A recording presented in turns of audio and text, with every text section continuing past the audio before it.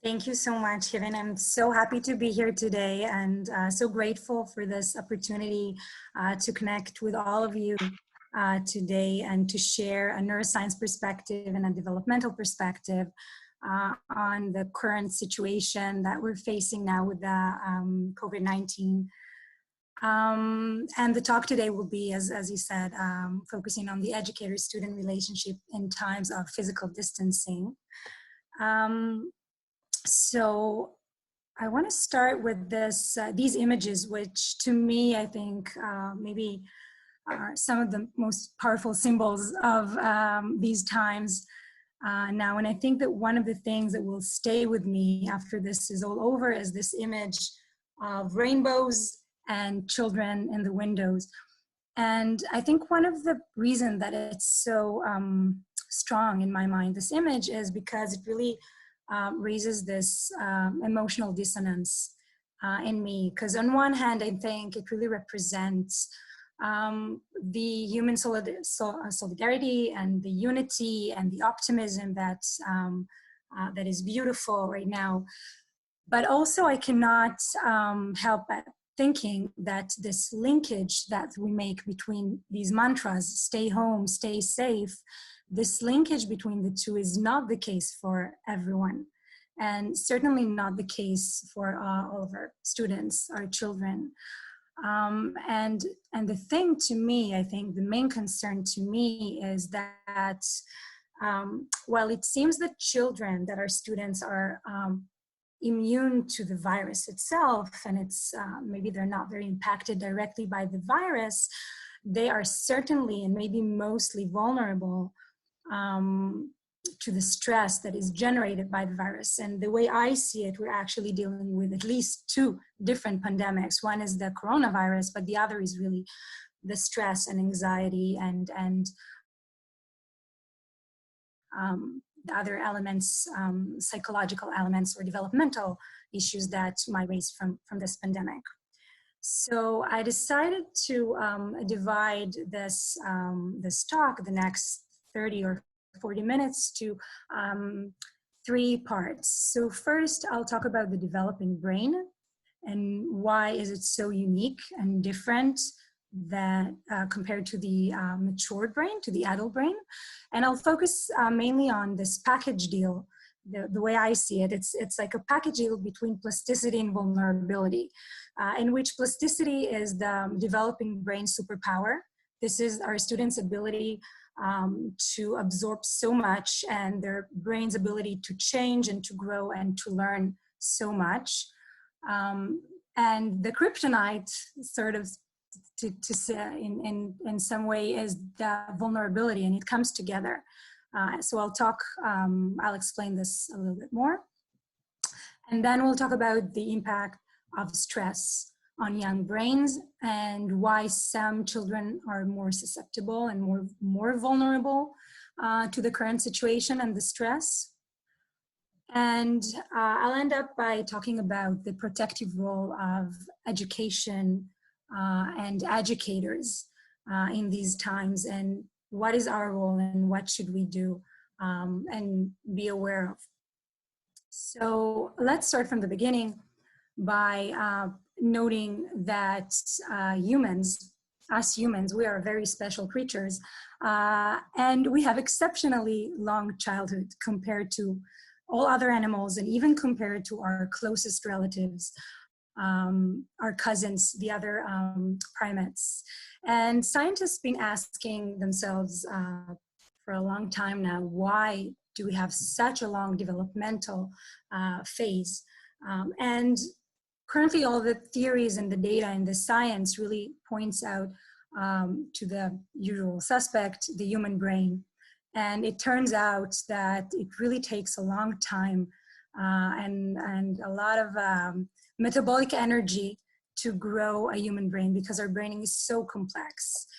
And the way that typically brain systems develop, it's a path of 3 stages. So at first, let's see if I have the pointer, yes. So the first phase is really the neurogenesis. This is a little illustration that I made. So these are the neurons, the brain cells, and they just grow, and the brain form more and more neurons and more connections between those neurons. More and more synapses where the neurons connect with each other, and the signals is transmitted, the information. And then every system that is developing reaches the stage of peak of hyperconnectivity. So the brain really at first start with prioritizing quantity over quality. So many connections, but of course this is not sustainable, it's not organized, and it's not effective. So then the third phase of development is the pruning. And this is where the brain get rid of the unnecessary connections, those that not serve any important function to an individual, to an organism, and invest all the energy in keeping those connections that are more strong, they're more active, they're more beneficial for us, and then it really shifts from quantity to quality. So a smaller structure, but a more cohesive one, something that works better. But the interesting thing is that this process that I just described, it doesn't work all over the brain at the same time. The brain does not develop simultaneously all its systems at once. Actually, we have different brain systems that mature in different times of our life. And typically it will go from bottom up and from back to front. And it also, by the way, follows the evolutional timeline. So structures that developed earlier in evolution will mature first in an individual brain, and vice versa. So the prefrontal cortex, which I assume you all heard the name, is the most modern part of our brain. It was the last to develop in the human evolution, and also it is the last to mature in an individual's life. So that's really interesting. And I think just by knowing that, just by thinking of how the different systems developing and maturing, it makes us realize or think about our students' brains as a construction site. It's really a work in progress. And several brain systems that in a mature brain rely on each other and balance each other, function a little bit different in a developing brain, especially with teenagers, by the way. We face this developmental mismatch that I'm flickering right now, because some systems, in this example, and I'll elaborate more about these systems very shortly. So the limbic system matures and its development, or the main part of maturation, by the age of 15, more or less, and the prefrontal cortex will reach full maturation somewhere in our mid-20s. So it's a decade time of mismatch between these systems, and we'll see that the crosstalk between the systems is really crucial for the functioning of the brain. So that's another interesting point to think about in our students' development and brain. So these systems really, I think this developmental mismatch between these two is maybe the most studied and the famous one of all the others. And it reflects this delicate, I think, dance between emotion expression and cognitive control. So on one side, we have the limbic system. It's part of our mammalian brain. It's a more ancient, more primordial system that we inherited from our mammalian ancestors. And this region is really, or this system is really important in processing emotions and reward. And on the other side, we have the prefrontal cortex. This is like the CEO of our brain, and it plays a big part in emotion regulation and in flexible thinking and planning and inhibition. So you see where I'm going.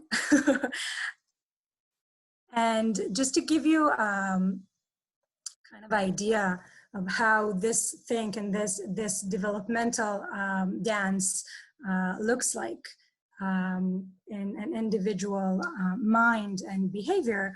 So around childhood, the limbic system and the connections to other subcortical, meaning these deep areas, is very much established already.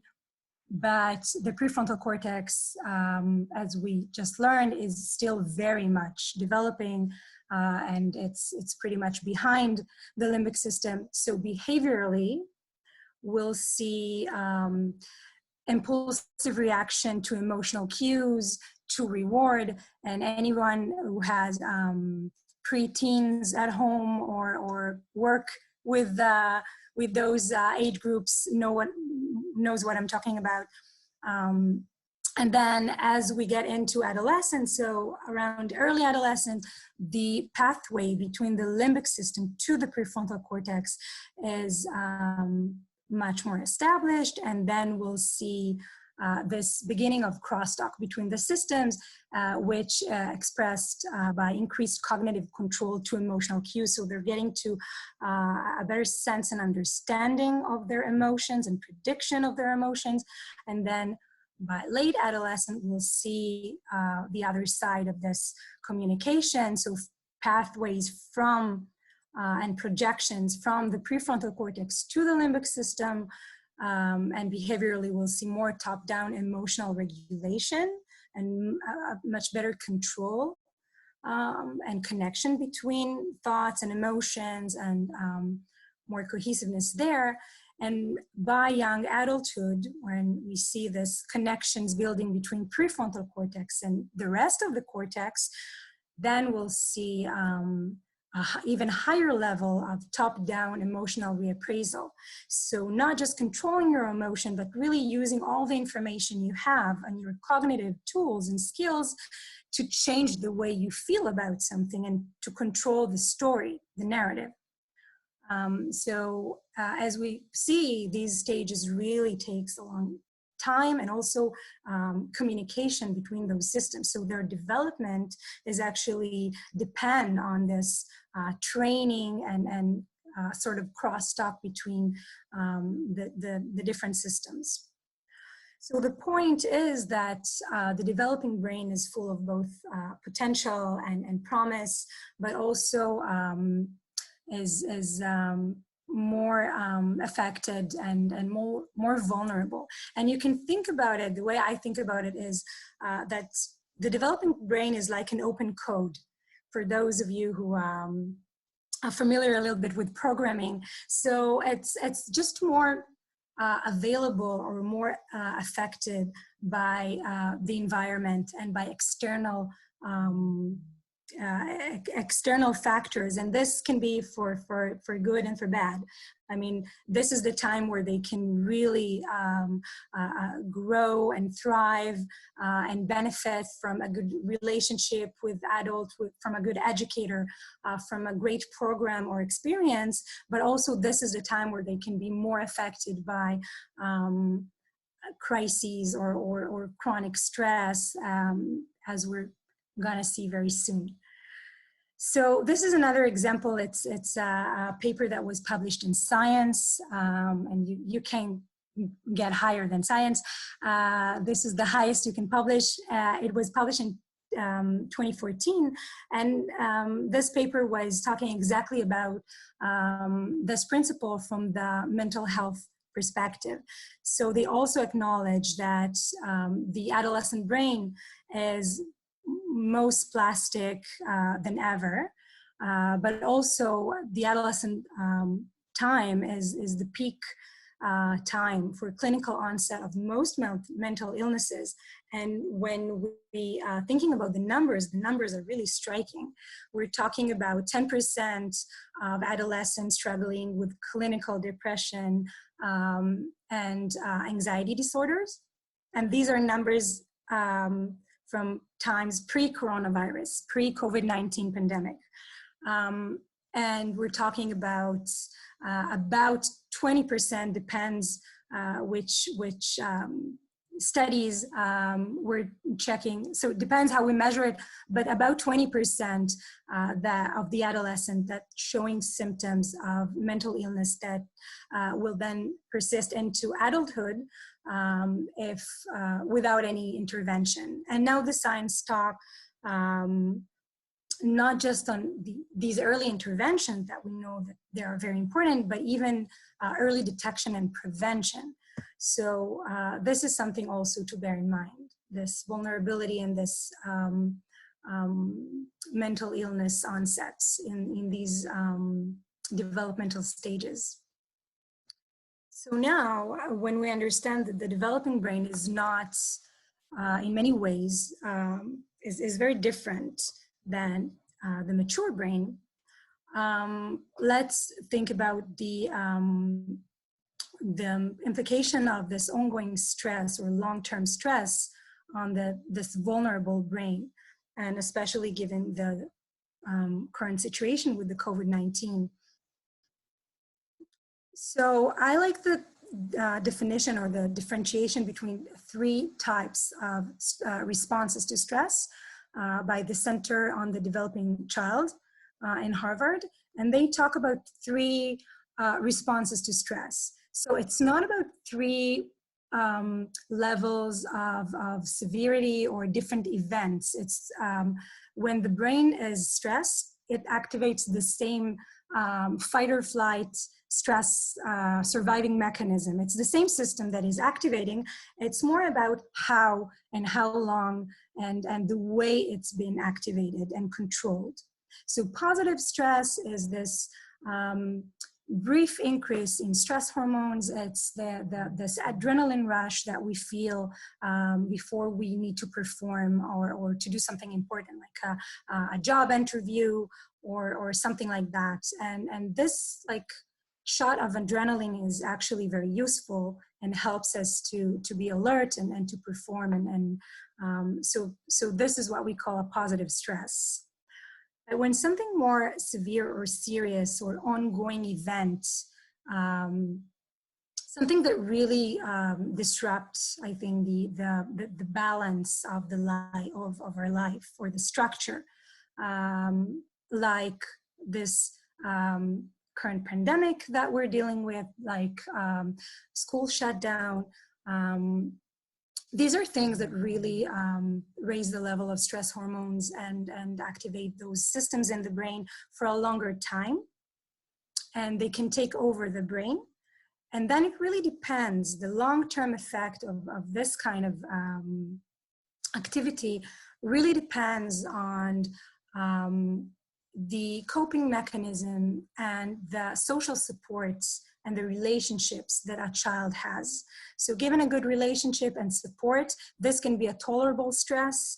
It can even be empowering situation that helps train those systems, those developing brain systems.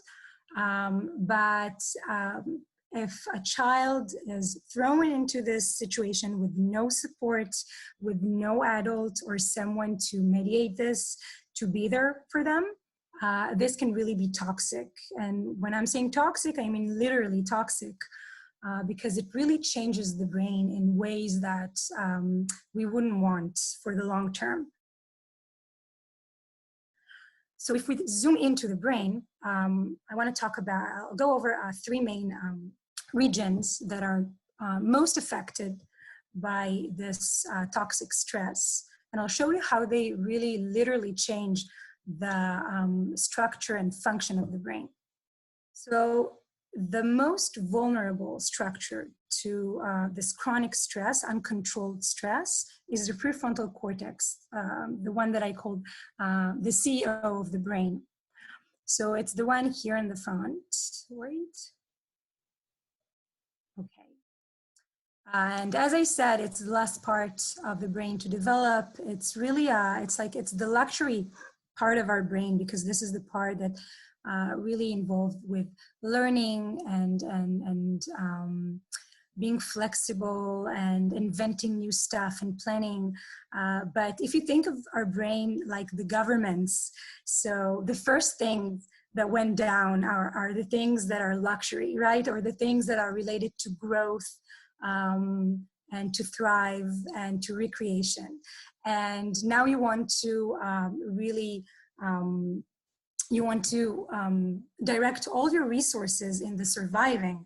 So the brain is pretty much the same. So the prefrontal cortex is going through this kind of a shutdown, and all the resources will be directed here to the limbic system, to our mammalian brain, to these very intuitive and automatic mechanisms of fight or flight. So one player is the amygdala, the one you see here. It's our emotional center. And it's very important in detecting threats. So the amygdala, what we see in those brains of children that are experiencing trauma or just really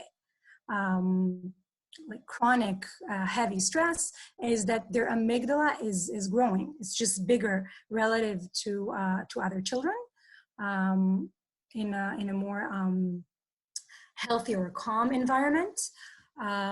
So the amygdala is growing. On the other hand, the hippocampus, the structure here, is shrinking. And the hippocampus is crucial for learning and memory and creating new memories. And actually what the hippocampus does in such a case is that it really focuses only on learning things that are related to threat and danger. So we have this fear conditioning, and we have a smaller hippocampus, larger amygdala, which is more dominant and reactive, and we have less functioning prefrontal cortex, so the ability to regulate emotion, to think flexibly, or to take another perspective, or to think creatively or in different ways out of the situation is really dropping. So the stress brain is really, the mindset is really narrow and really fixated on threat and survival. And because we're talking about development, and we're talking about the plastic brain, and this is when we really lay the foundations and we do the hard wiring on the brain, we don't want this to be the main learning, because this is something that can later be like the ground or the default mode activity for this brain. We don't want them at this point of their life to build their foundation around fear and survival and danger. Now, another interesting question is why some children, some people also, some adults, but I'll say focus on the children, why some are more susceptible to the situation of stress and anxiety. And as always, the answer is this mixture between nature and nurture. So let's take a look at some of the nature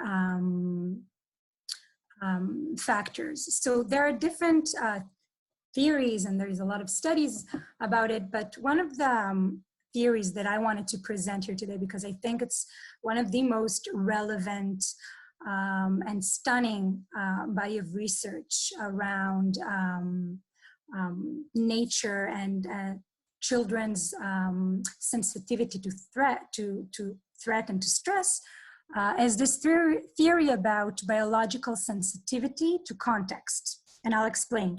This is work, it's by Thomas Boyce and his colleagues. Thomas Boyce is a medical doctor, he's a researcher, and he dedicated his whole career, about 3 decades of work, studying children's responsiveness to stress. And he studied it in multi-level, really impressive body of research, from behavior to physiology to genetic to epigenetics. So it's all there. It's really strong. And in a nutshell, what he's saying is that some children, and actually the majority, 80% of the population, are like dandelions, in the sense that no matter where you put them, they will blossom.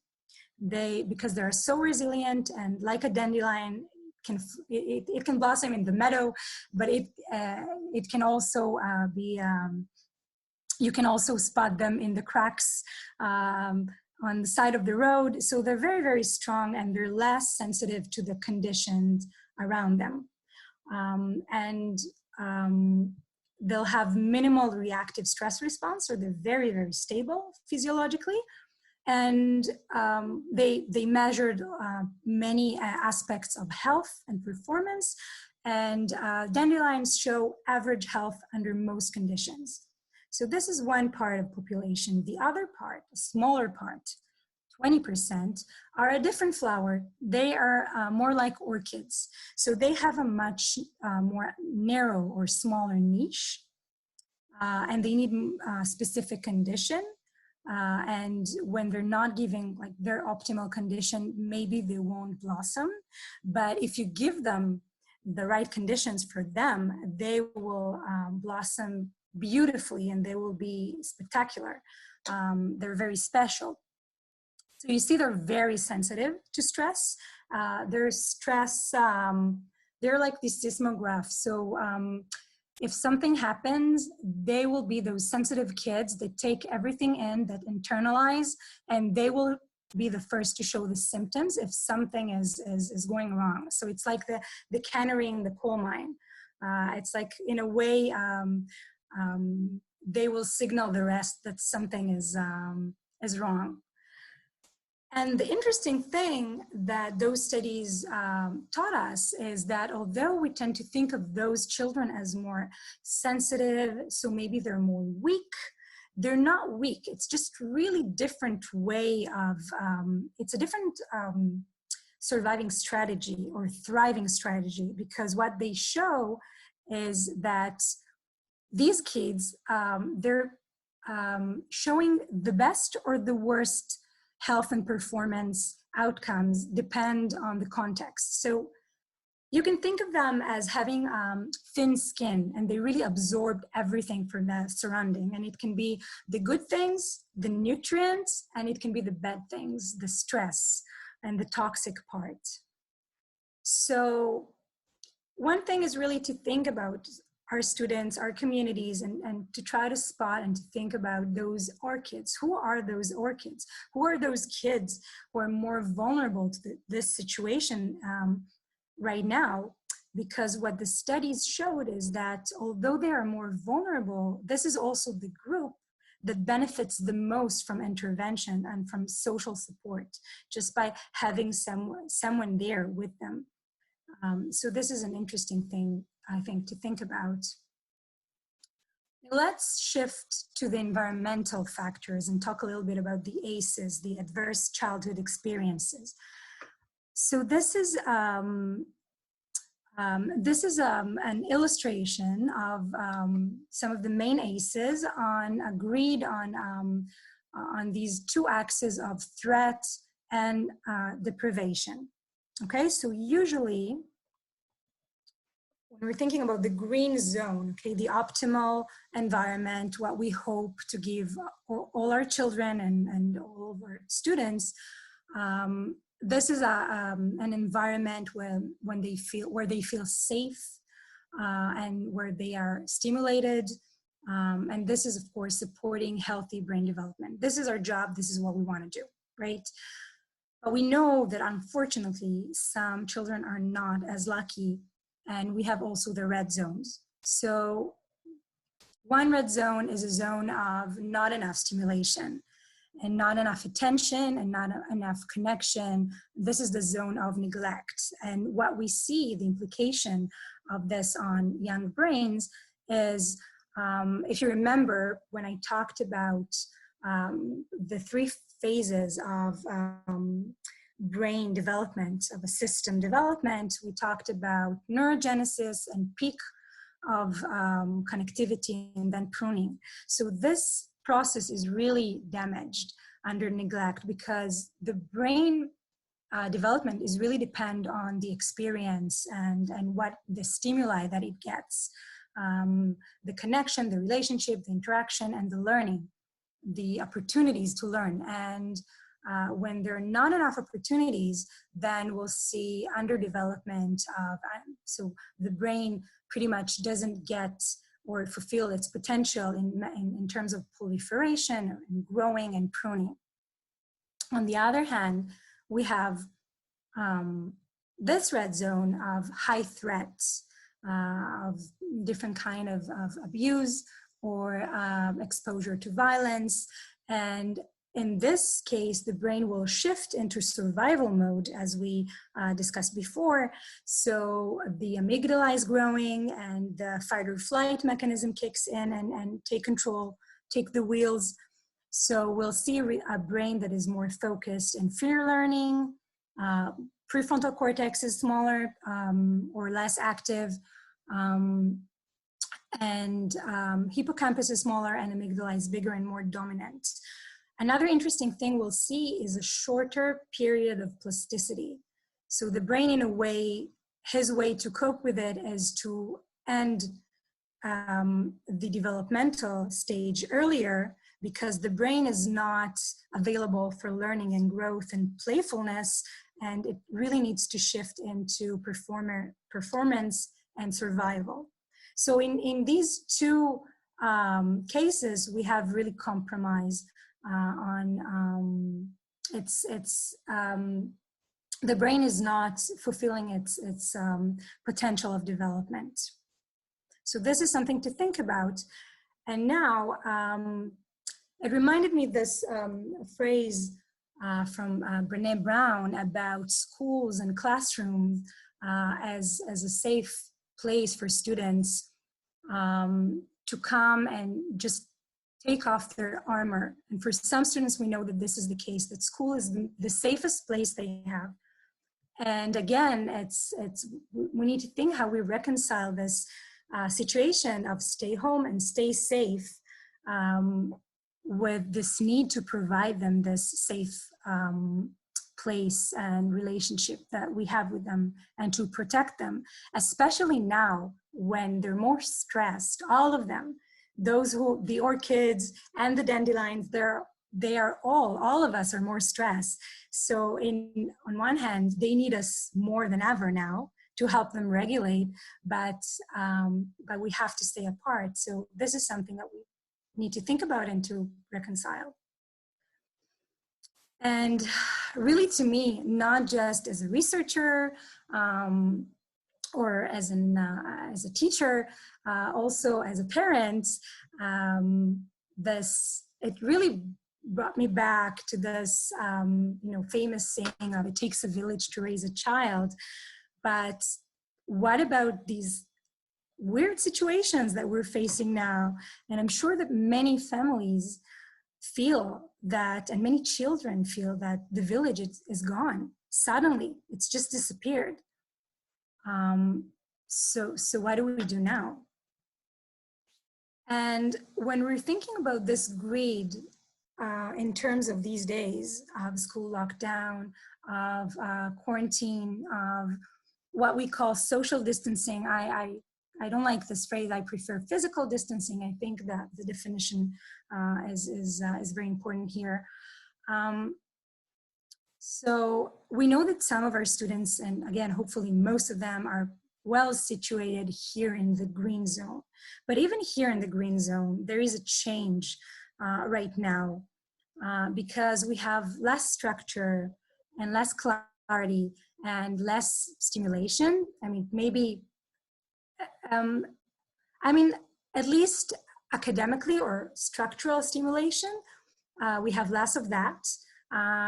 They get less attention, and if we think about it, there are less eyes, not to mention professional eyes, on our children. Usually we are part of their village. We are part of the educators, the principals, the consultant. All those people are part of their village that helps to raise them. And when something is wrong, many times these are the people that are first to notice and to report that something is wrong.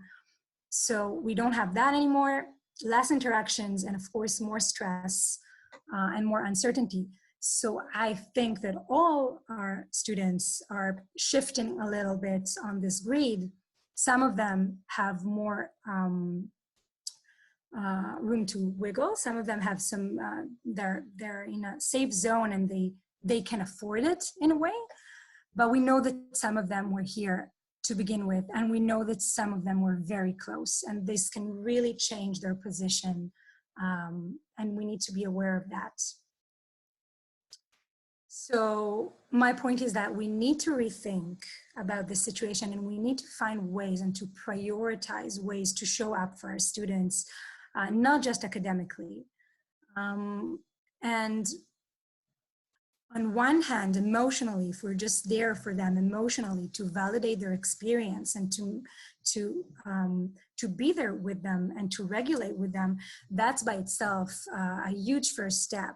Because the way those systems that I talked about, the way they develop an adult presence for a child is really crucial in regulating stressful events, because they, in a way, they really borrow our matured regulation system to regulate, to co-regulate with them, to regulate for them. And this is how their system, their brain learns to regulate for themselves.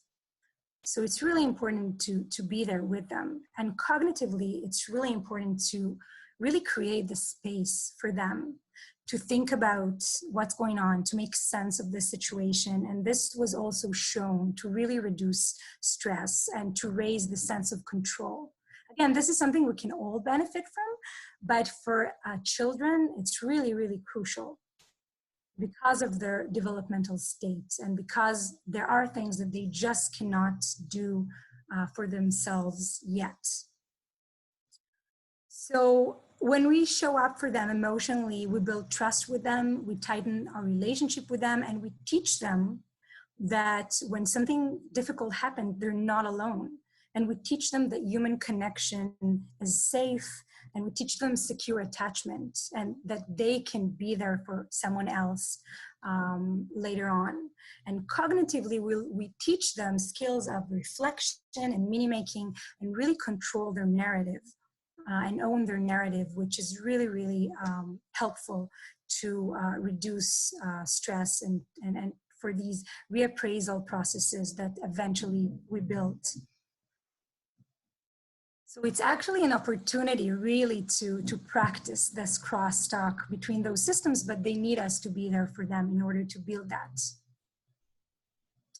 And I guess my point is that it's not really what we experience that is stressful, it's how we experience it.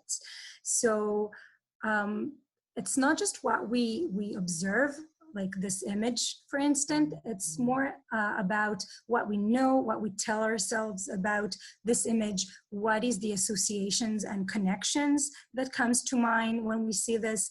And if I'll give you more context, for example, with this picture that was taken in the devastating events that happened 2 years ago on the border between US and Mexico when families were separated, then you'll experience and your brain activation in response to this picture will be different compared to just looking at a picture with no context, with no story tied to it. And to show you what I mean, this is part of an experiment that in this experiment they took adult participants and scanned their brains while they were lying in the magnet and watching different types of images. Some of the images were neutral and some were negative. But with the negative, they told people sometimes just to passively look at the picture and sometimes to actively look at the picture, in this case, to focus on the negative story. And what you see here is the time course of the activity, the brain activity from the amygdala. Okay, the amygdala, the one that related to emotion and stress.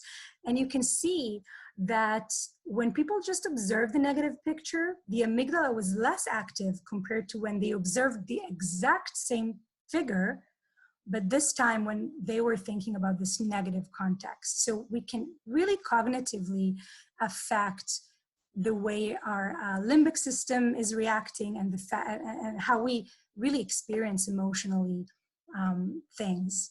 On a different trial, they repeated the same experiment, but this time they told people either to passively observe the negative image or to actively observe the image, this time focus on a positive perspective, to do a positive reappraisal. And here you see that in this case, the amygdala activity was was decreased compared to just passive viewing of the negative picture. And this is just to put things in context. It's 1 hour of brain scan. So these changes happen within minutes, not within weeks of training. It's just something that the mature brain can do if it was given the opportunity to really develop and mature in healthy conditions. So what we learn from this is that we don't see the world as it is, we see it actually as we are. And the brain is not a passive tape recorder that takes in everything and we see the reality as is. We're actually really active players, and our perception is a mixture, it's a blend between external reality and the information that we receive from our environment and our internal story. And this internal story is really, I think, influenced by our education and the educators around us. In terms of relationships, this is more like the bottom-up learning, because we learned that given the good relationship and good modeling of relationships, we learned that the world is safe, that people are safe, that we can communicate and collaborate, and this shifts us away from the survival mode brain. And and from a more cognitive perspective, education really can change our internal story, or at least gives us tools to expand and to be more flexible with our internal story, with the information that we learn, with the perspectives that we get, with the thinking skills that we learn. So this is really important, and especially I think in times like this, when this is all really in danger. So we really literally activate, regulate, and shape each other's brain. By the way, by this I mean also that your students and your children, they also shape your brains. It's a dyadic thing, and I think this is what is so wonderful about it. We teach them, they teach us. It's really a give and take. And I think it's really important now to think again about the village and about our role, not just as academic supporters, but also really as educators. And we need to reach out actively to those, to our students, especially the most vulnerable students, and to find ways to reach out and to be proactive about it, and not to wait for them to reach out, because I am concerned that they won't always do that if they're falling, because we are their village. And I already heard about great initiatives by teachers and creative ways to reach out and create this space and to really like feel the pulse of the students and to understand where they are.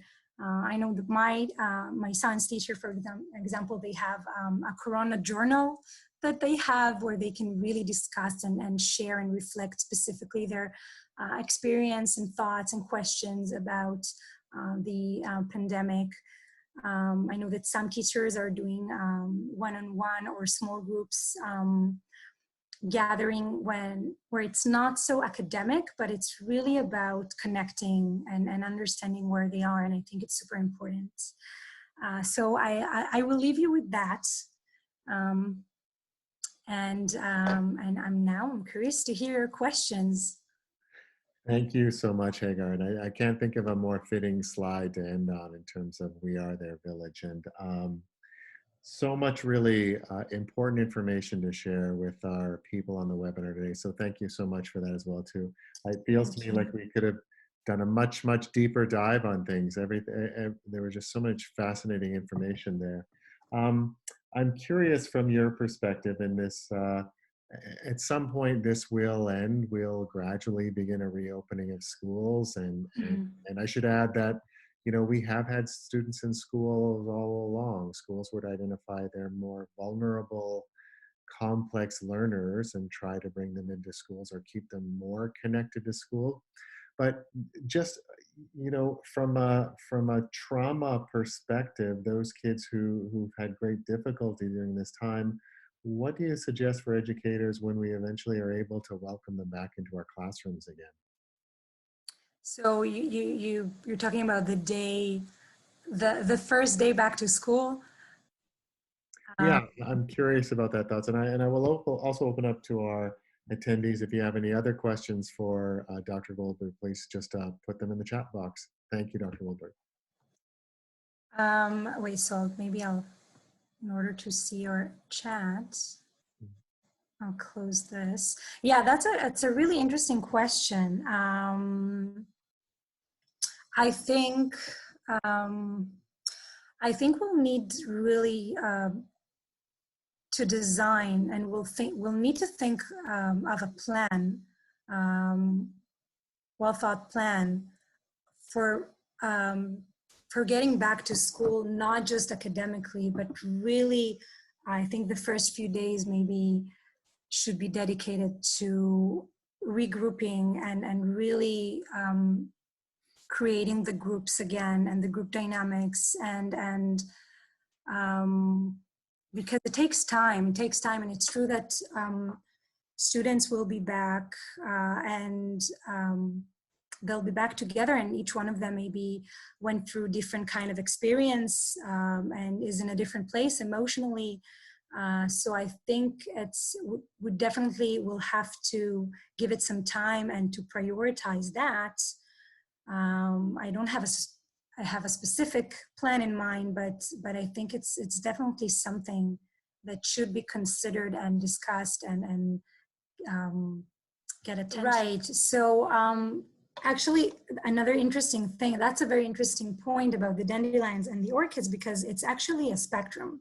It's actually a range, even in terms of number of genes that are involved in this kind of sensitivity. So usually we don't have this dichotomy between a pure dandelion or a pure orchid. It's more of a blend, but altogether we know that it's like 20% or more orchid-likes, and 80% or more more leaning toward the dandelion end. And it's true, I think it's a mixture, because we need to think about this innate vulnerability, but also there are, of course, the external factors. Some of our students are just also dealing with more struggling homes. There are so many factors that I think play a role right now in their situation, that it's really hard to just spot the students that are more vulnerable. I think we really need to reach out to see where they all are. And then we'll know better, like, who needs more support, what kind of support. But really the thing is that we need to be there. I think we need to be present in a way. We need to be involved. Yes, I think that true. I think even in a very stable and nurturing homes right now, we know that the stress is higher and there's more friction because everyone are suddenly at home together all the time, and it's a big change for everyone.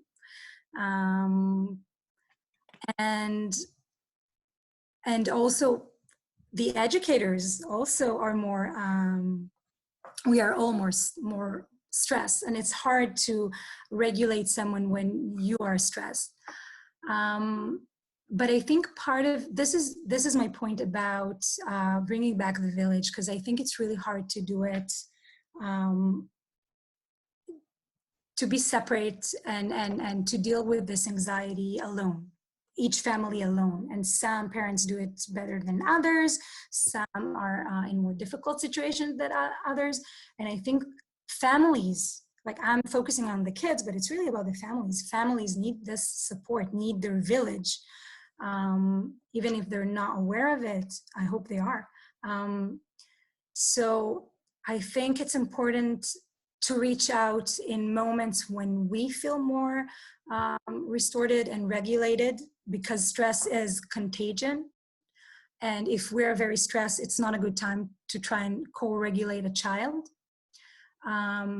But if they will have more eyes on them and more interactions with the people that they have relationship with them, because this is another, it's another aspect.